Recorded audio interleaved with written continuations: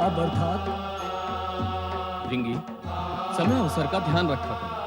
अब का अर्थ है कि अब क्या होगा। देवादिदेव ध्यान समाधि में ऐसे रम गए हैं कि जगत की सुरभूत को विसार दिया है। अब मेरी समझ में नहीं आता कि मैं क्या करूं।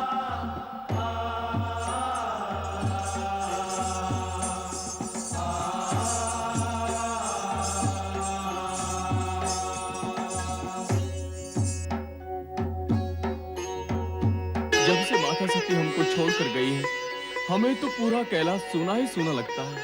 कोई उपाय सोचो नंदी भैया, ये सूनापन कैसे दूर हो। सती माता जब से गई हैं, देवादिदेव तो सारा समय समाधि में ही लीन रहते हैं। हमारे पुकारने पर, प्रयत्न करने पर भी उनकी समाधि भंग नहीं होती। समाधि तो देव ऋषि नारद के प्रकट होने से ही भंग होगी। अर्थात देवेश्वर को जगाने के लिए देवर्षि का स्मरण करना होगा। देव ऋषि किसी के स्मरण करने से नहीं आते, वो तो तीनों लोक में अपनी इच्छा अनुसार भ्रमण करते हैं। जब उन्हें भोलेनाथ के दर्शन करने होंगे, वो यहाँ प्रकट हो जाएंगे। ऐसा भी सुना है नंदी भैया कि जब नारद जी को नारद लीला रचनी होती है, वे तभी प्रकट होते हैं। देव ऋषि नारद जी के विषय में उल्टा सोचना और बोलना क्या उचित है? बिल्कुल सत्य कहा आपने। जगत के सारे बुद्धिमान यही मानते हैं। व्यर्थ की बातों में यदि समय नष्ट करेंगे तो नारद जी पवन की तरह आएंगे और लहर की तरह लौट जाएंगे। सुयशा, क्या नारद जी आ रहे हैं? हाँ, मैंने उन्हें आकाश से उतरते हुए देखा है। ये तो अति शुभ समाचार लाई हो भाभी। नारायण नारायण। देव ऋषि, आज आप उचित समय पर आए हैं। नारायण नारायण। नंदी, क्या इससे पहले मैं अनुचित समय पर आया करता था? नहीं नहीं देव ऋषि, इनका अभिप्राय है कि आज आपकी आवश्यकता थी। केवल आज? क्या आज के अतिरिक्त मेरा आना सदा ही अनावश्यक हुआ करता था? और आप मुझे ये बताएं, आज पति के शब्दों को पत्नी क्यों अर्थ दे रही हैं? देव ऋषि, तर्क और बुद्धि में आपके सामने ठहरने की शक्ति और क्षमता हम में नहीं है। तो फिर कितनी क्षमता है तुम में? केवल आपसे विनय और अनुरोध करने की क्षमता है। हे देव ऋषि, कृपा करके त्रिलोकीनाथ को समाधि से जगा दें। तुम्हारी ये इच्छा है कि मैं भोलेनाथ की समाधि भंग करूं? लगता है इसी हेतु तुम सब चिंतित हो। नारायण नारायण। हे देव ऋषि, आपने तो अनेक बार हमें इस चिंता से उबारा है। इस बार भी इस चिंता से मुक्ति दिलाएं। बारंबार के प्रयास से यदि क्रोध में महादेव का तीसरा नेत्र खुल गया तो फिर मेरी चिंता कौन करेगा नंदी? ऐसा हो ही नहीं सकता देव ऋषि। हमारे स्वामी तो आप पर बड़े कृपालु हैं। वे कदापि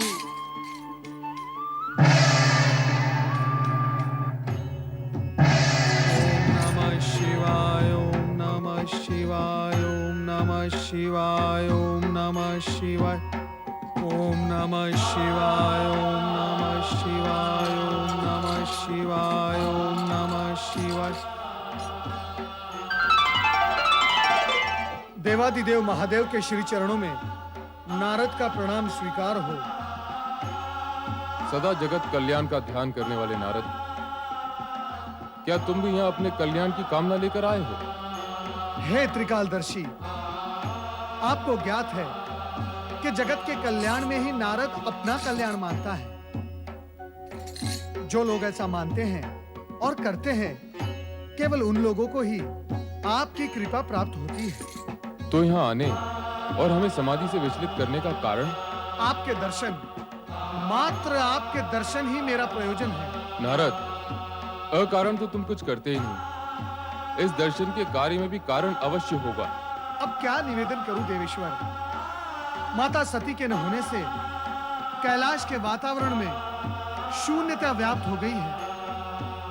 आप तो समाधि में लीन हो जाते हैं, किंतु आपके शिवगण नंदी, भृंगी कहां जाएं, क्या करें?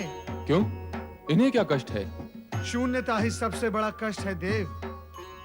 ये सब आपके समाधि से जागृत होने की प्रतीक्षा करते रहते हैं कि कब आप जागे और आपके दर्शन पाकर, आपकी वाणी सुनकर अपनी शून्यता को कुछ भर सके। तो तुम इनकी शून्यता दूर करने के उद्देश्य से यहाँ आए हो? मैं तो आपकी शून्यता भी दूर करने का इच्छुक हूं महेश्वर। और मैं ही क्यों, समस्त देवगण, शिवगण, सभी की ये इच्छा है। इससे तुम्हें या देवगणों को क्या लाभ होगा? महेश्वर, बिना लाभ के कभी कोई इच्छा व्यक्त नहीं करता। तुम कौन से और किसके लाभ की बात कर रहे हो नारद? लोक कल्याण की, प्राणी मात्र के हित की, जगत के लाभ की बात कर रहा हूं।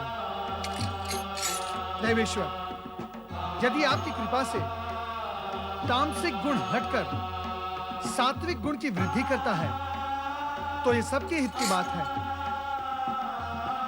आपसे ये सत्य तो छिपा नहीं है कि असुरराज तारकासुर ने देवताओं को अपने ही स्वर्ग से हटाकर अत्यंत दयनीय और शोचनीय परिस्थिति में पहुंचा दिया।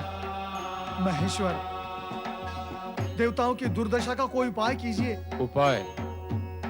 उपाय तो सृष्टि के रचयिता ब्रह्मा जी ही कर सकते हैं। उन्हीं के दिए हुए वरदान से अहंकारी होकर तारकासुर अनीति और अन्यायपूर्ण कार्य कर रहा है। उचित यही होगा कि तुम उन्हीं के पास जाओ।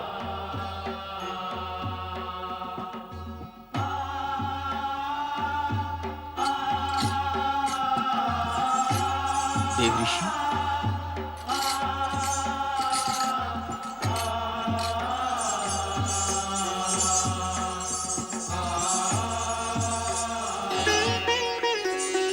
अब क्या होगा देव ऋषि? नंदी, जो भी होगा शुभ ही होगा। वो शुभ कब होगा? भृंगी, सत्य को समझ लो कि समय से पहले और भाग्य से अधिक कभी किसी को कुछ प्राप्त नहीं होता। जो भी होगा अच्छा ही होगा। माता सती के रिक्त स्थान की पूर्ति होते ही सब ठीक हो जाएगा। क्या ऐसा होगा देव ऋषि? अवश्य होगा नंदी, अवश्य होगा। भोलेनाथ की कृपा से अवश्य होगा। नारायण नारायण।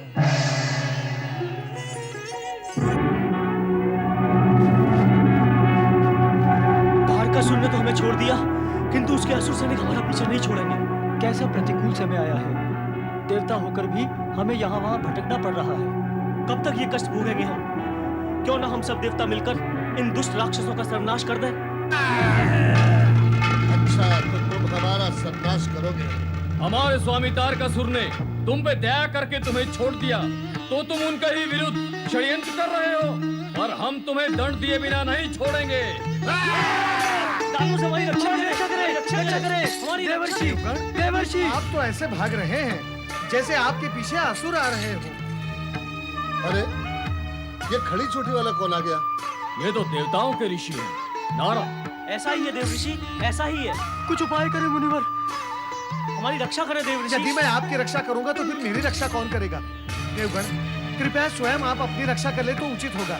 नारायण नारायण। देवराज, कहाँ हैं आप? देवराज,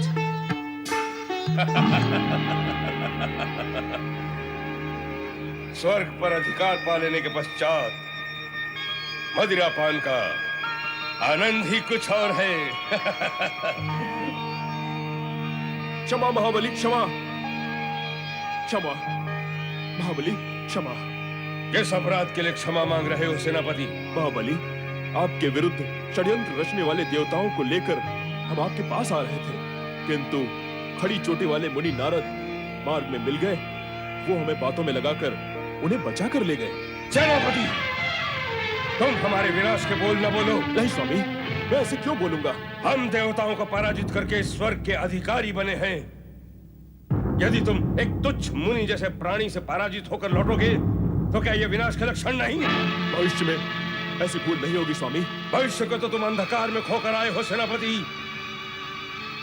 देवताओं को हमारे विरुद्ध षड्यंत्र करने का प्रोत्साहन मिल गया है। यदि हमने समय रहने पर देवताओं को दंडित न किया तो समय आने पर वही हमारे विरुद्ध षड्यंत्र करके हमसे स्वर्ग छीन लेंगे। ऐसा नहीं होगा महाबली, मैं ऐसा नहीं होने दूंगा। जाओ तुम।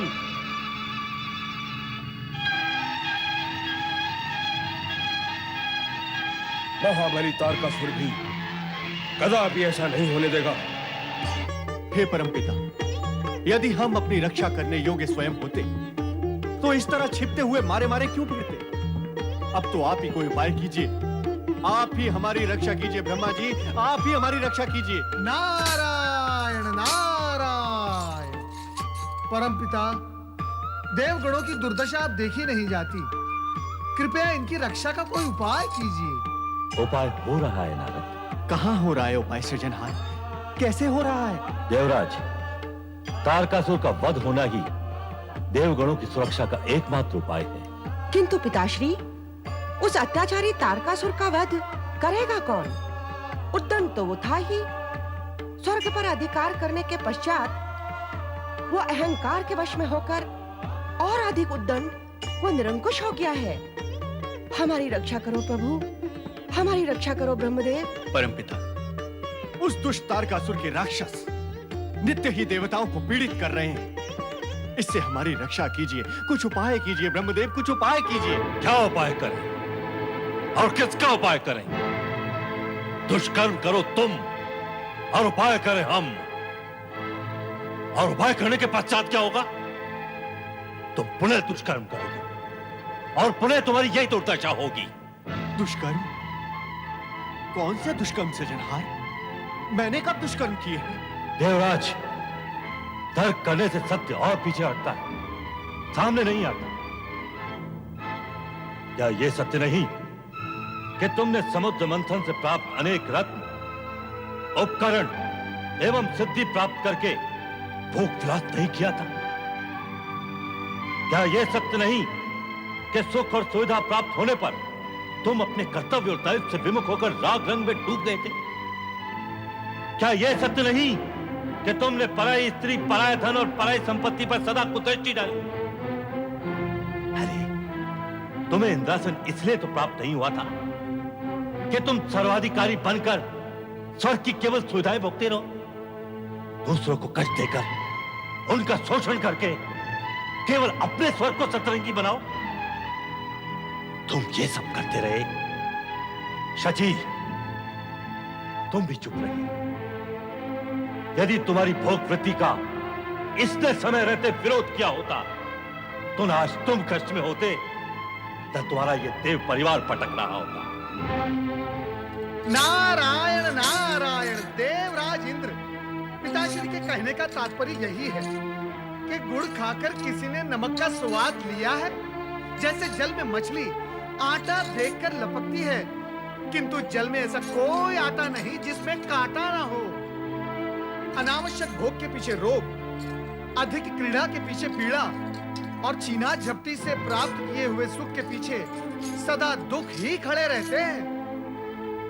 हे परमपिता, मैंने आपका ही अभिप्राय स्पष्ट किया है, कुछ अनुचित तो नहीं कहा? नारद, प्रश्न तुम्हारे अनुचित कहने का नहीं है, प्रश्न है देवराज ने क्या उचित समझा। सो तो है परमपिता, संपूर्ण जगत में समझ समझ का फेर है। समझो तो उजाला ही उजाला है और ना समझो तो नारायण नारायण। नारद, तुम गंभीर अवसर और प्रसंग पर भी विनोद करते रहते हो। क्षमा करें मातेश्वरी, मैं विनोद नहीं कर रहा था, मैं सत्य कह रहा हूँ। वो भी ऐसा सत्य जो स्वर्गलोक से लेकर मृत्युलोक तक फैला हुआ है। यदि आपको मेरे कथन पर विश्वास नहीं है तो आप स्वयं दृष्टि डालकर देख ले मृत्युलोक पर। जिसने भी स्वार्थ, लोभ और भोगवश होकर समझते शत्रुता की, वो अंधेरों में ही गिरता चला गया। यही विश्वव्यापक सत्य है। देवराज इंद्र, नारद ने वही कहा है जो मुझे कहना था।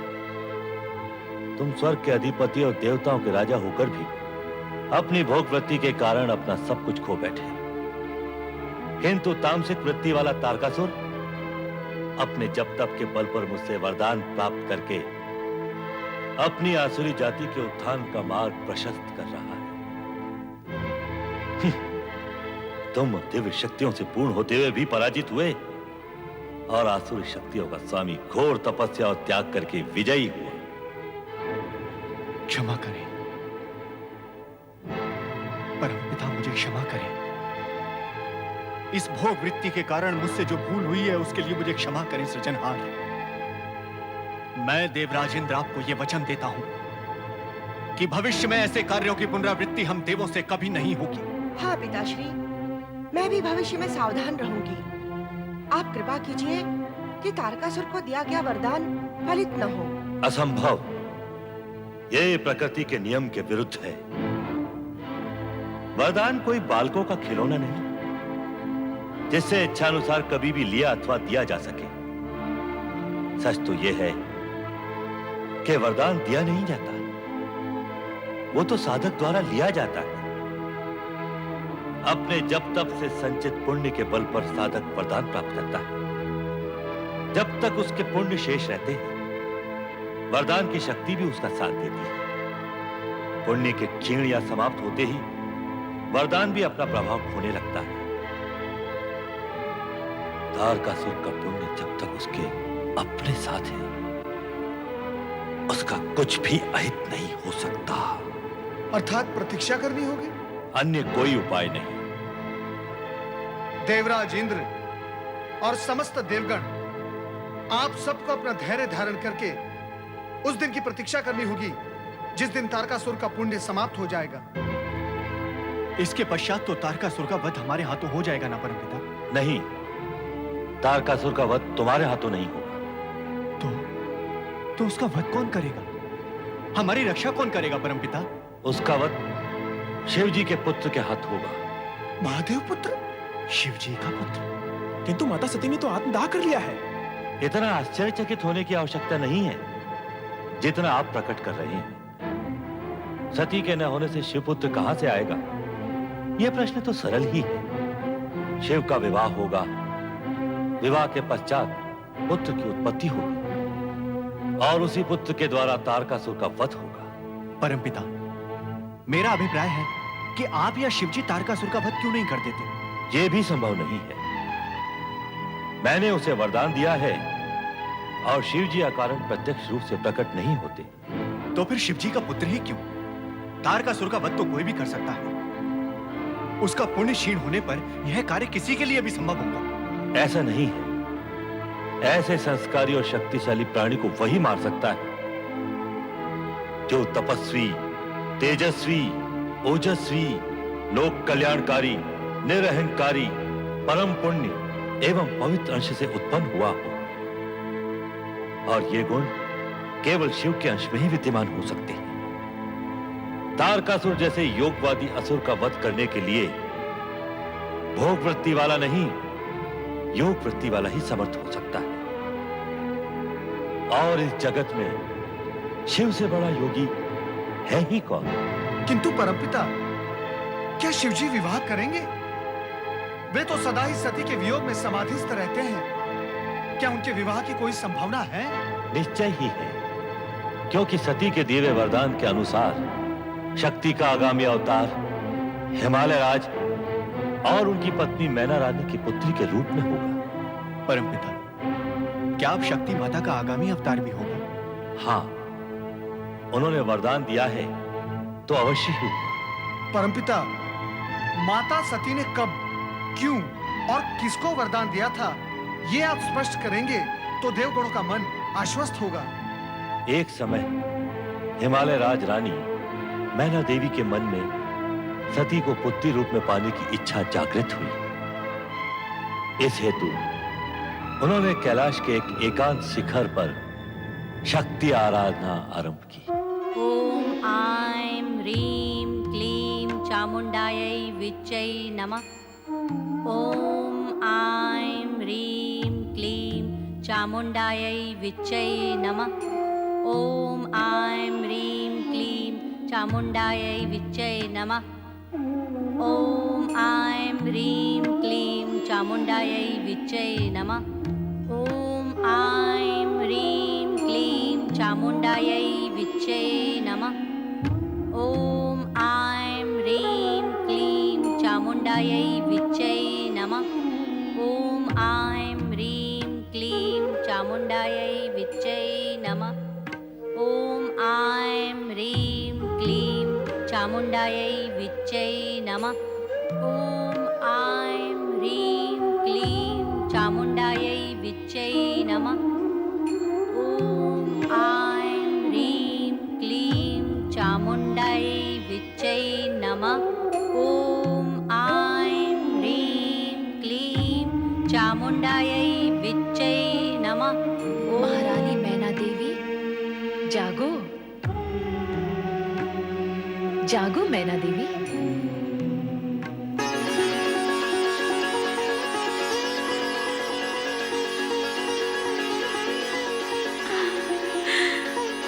माँ जगदम्बा, आपके दर्शन पाकर मेरा जन्म सफल हो गया माँ। और तुम्हारे जब तक से मैं प्रसन्न हो गई। मांगो, इच्छित वरदान मांगो।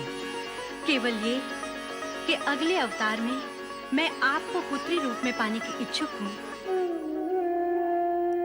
तुम्हारी ये इच्छा पूर्ण करने हेतु मैं वरदान दे भी दूं तो ये समझ लो कि वो कष्टों से पूर्ण ही होगा। कारण कि इस जन्म में जिन कठिन परिस्थितियों और कठोर परीक्षाओं के कारण मैं इस देह का त्याग करूंगी, अगले अवतार में मुझे इससे भी कठिन परीक्षाएं देनी होंगी। क्या तुम अपनी पुत्री का दुख और कष्ट झेल सकोगी? आपकी माता बनने का सुख प्राप्त करने हेतु मैं सभी दुखों को झेल लूंगी। माँ का विरह रूप ममता और आशीर्वाद के कवच से परिपूर्ण होगा, जो कष्टों को आप तक आने भी नहीं देगा। मुझे पुत्री रूप में प्राप्त करने की इच्छा मन में इतनी बलवती है कि यदि वो पूर्ण ना हुई तो अर्थ का अनर्थ भी हो सकता है। उससे तो अच्छा है कि कष्टों को सहन करने हेतु तत्पर होकर मैं आपके यहाँ जन्म लूं। सत्य तो मेरा तब सफल होगा, मुझे आपकी माता बनने का सौभाग्य प्राप्त होगा। माँ, मुझे वरदान दो, अगले जन्म में आप मेरी पुत्री रूप में प्रकट होंगी। तथास्तु।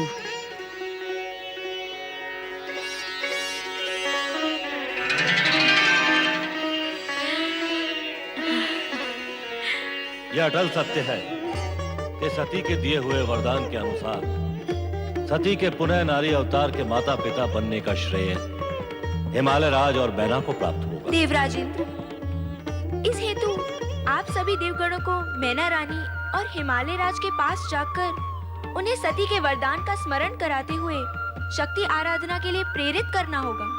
शक्ति आराधना? हाँ, शक्ति आराधना, जिससे उद्देश्य पूर्ति की दिशा में कार्य प्रारंभ हो सके। जो आज्ञा ब्रह्मदेव, हम इसी क्षण वहां जाते हैं।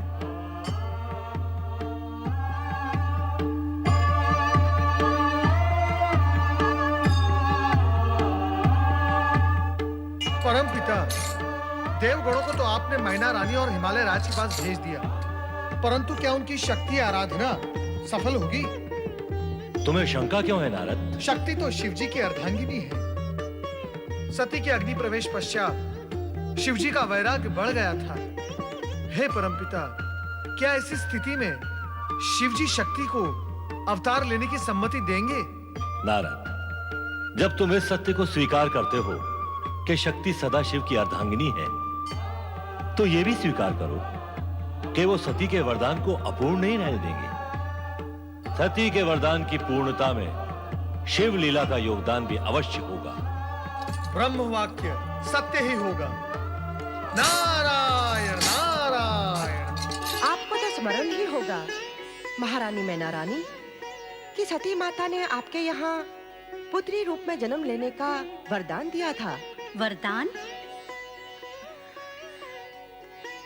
मुझे दिया था? सती माता ने मेरे घर पुत्री बनकर पैदा होने का? लगता है समय व्यतीत होने के साथ साथ आप सब कुछ भूल गई हैं। हाँ मैना रानी, आपने सती माता की आराधना की थी, जिससे प्रसन्न होकर सती माता ने आपको ये वरदान दिया था कि वो पुत्री के रूप में आपके यहाँ जन्म लेंगी।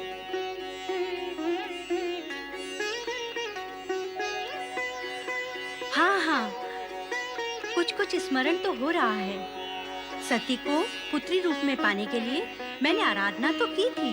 तो अब उस वरदान की पूर्ति के लिए आपको माँ शक्ति की आराधना करनी होगी। हाँ, आपको शक्ति आराधना करनी होगी, क्योंकि सती ही शक्ति का रूप है। शिव लीला के कारण आप वो वरदान भूल गई थी। शक्ति की आराधना द्वारा शक्ति को जागृत कर आपको उन्हें वरदान का स्मरण कराना होगा। अच्छा किया आपने यहाँ आकर सती माता के दिए हुए वरदान की बात को फिर से स्मरण कराकर। मैं तो भूल ही गई थी। अब स्मरण हो गया है तो माँ शक्ति का भी स्मरण कीजिए। अवश्य, ये तो मेरा सौभाग्य होगा कि माँ सती पुत्री रूप में मेरे घर में जन्म लेंगी। मैं निश्चित रूप से माँ शक्ति की आराधना करूंगी। विधाता की अपार कृपा से हमें ये दुर्लभ अवसर प्राप्त हुआ है। हम अवश्य ही शक्ति माता की आराधना करेंगे। इसी में हम सबका कल्याण है। आगे शिव जी की इच्छा।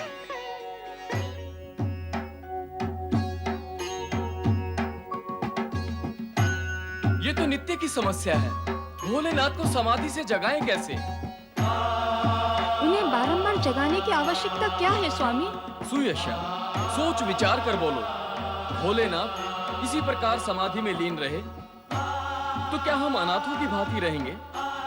ये निरंतर समाधि क्या उनको वैराग्य की ओर नहीं ले जाएगी? हमारा क्या होगा? वो तो हमारे स्वामी हैं। उनके बिना हमारा पोषण और रक्षा कौन करेगा? क्षमा करे स्वामी, भूल हो गई। भोलेनाथ की समाधि तो देवऋषि नारद ही भंग कर सकते हैं। किंतु देवऋषि नारद है कहाँ? उनको बुलाएं कैसे? वो कब आएंगे? कब भोलेनाथ जागेंगे? उनके आए बिना कुछ भी संभव नहीं है। संभव है नंदी भैया, ये संभव है। देवर्षि नारद तो तीनों लोकों का भ्रमण करते हैं। हम सब मिलकर उनका आह्वान करें तो वे अवश्य प्रकट होंगे। हाँ नंदी महाराज, हम सब मिलकर उनका आह्वान करते हैं। क्यों सुयसा, ये उपाय उचित है? हाँ स्वामी, ऐसा करना उचित होगा। हे ब्रह्मा जी के मानस पुत्र, हे ऋषियों में श्रेष्ठ देव ऋषि नारद जी, हम आपका आह्वान करते हैं। ओम ब्रह्मपुत्र नारदाय नमः। ओम ब्रह्मपुत्र नारदाय नमः। ओम ब्रह्मपुत्र नारदाय नमः। ओम ब्रह्मपुत्र नारदाय नमः। ओम ब्रह्मपुत्र नारदाय नमः। ओम ब्रह्मपुत्र नारदाय नमः। ओम नमः। ओम ब्रह्मपुत्र नारदाय नमः। ओम ब्रह्मपुत्र नारदाय नमः। ओम ब्रह्मपुत्र नारदाय नमः। ओम ब्रह्मपुत्र नारदाय नमः। ओम ब्रह्मपुत्र नारदाय नमः। ओम ब्रह्मपुत्र नारदाय नमः। ओम ब्रह्मपुत्र नारदाय नमः। ओम ब्रह्मपुत्र नारदाय नमः। ओम ब्रह्मपुत्र नारदाय नमः। ओम ब्रह्मपुत्र नारदाय नमः। क्षमा करे भोलेनाथ, आपको क्रोधित करना हमारा उद्देश्य नहीं था। हम तो जय भोलेनाथ, जय शिव शंकर, जय त्रिलोकीनाथ। जय भोलेनाथ, जय शिव शंकर, जय त्रिलोकीनाथ। नारद, तुम इतने दूर क्यों खड़े हो? समीप आओ। आपकी वक्र दृष्टि से भय लगता है भोलेनाथ। लगता है आप अति क्रोधित हैं। ये नंदी अपने साथियों के साथ अकारण कोलाहल करके मेरी समाधि भंग कर देता है। हे त्रिकालदर्शी, अकारण तो कुछ भी नहीं होता। ये सब तो आपके सेवक हैं। आप अधिकतर समाधि में लीन होते हैं और ये सब आपके स्नेह और कृपा से वंचित होकर व्यग्र हो उठते हैं। इनका अपराध तो कुछ भी नहीं, यदि है तो केवल इतना कि अपने स्वामी के प्रति भक्ति और श्रद्धा से पूर्ण होकर उनकी कृपा के इच्छुक हैं। इन पर कृपा कीजिए। और कहो नारद, कुछ समाचार तो अवश्य लाए होगे। ऐसा कौन सा समाचार है देवेश्वर जो आपको ज्ञात नहीं? आपको तो यह भी ज्ञात होगा ही देवेश्वर कि ब्रह्मदेव ने इस सत्य का उद्घाटन किया है कि हिमालय राज की पत्नी मैना के गर्भ से मां शक्ति जन्म लेंगी। तो महादेव आपको ज्ञात होगा ही, किंतु मुझे यह ज्ञात नहीं है कि मां शक्ति के जन्मदिन का शुभ अवसर कब आएगा। हे महादेव, आप मुझे यह बताने की कृपा करें कि मां शक्ति का अवतरण कब होगा। नारद को अधीरता शोभा नहीं देती। अधीरतावश नहीं भोलेनाथ, जिज्ञासावश पूछ रहा हूं। नारायण नारायण। इस हेतु की तीनों लोकों में इसकी चर्चा और प्रचार कर सको। नहीं महादेव जी, मैं ऐसा नहीं करूंगा, सत्य कह रहा हूं। मुझे तुम्हारा स्वभाव ज्ञात है नारद। कोई भी बात तुम्हारे पेट में अधिक समय टिक नहीं सकती। हे त्रिकालदर्शी, मेरे स्वभाव में सुधार हुआ है। नारायण नारायण। महादेव जी, आप कृपा कर मुझे यह बता दे कि मां शक्ति जन्म कब लेंगी। अपने प्रश्न का उत्तर पाने हेतु तुम्हें प्रतीक्षा करनी होगी नारद।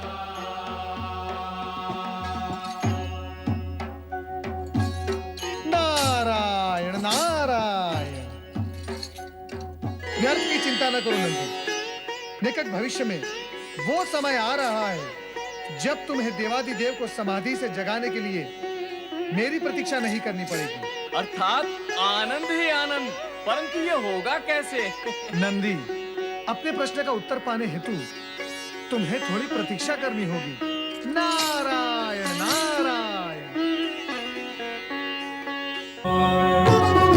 ओम नमः शिवाय। ओम नमः शिवाय। ओम नमः शिवाय। ओम नमः शिवाय। ओम नमः शिवाय। ओम नमः शिवाय। ओम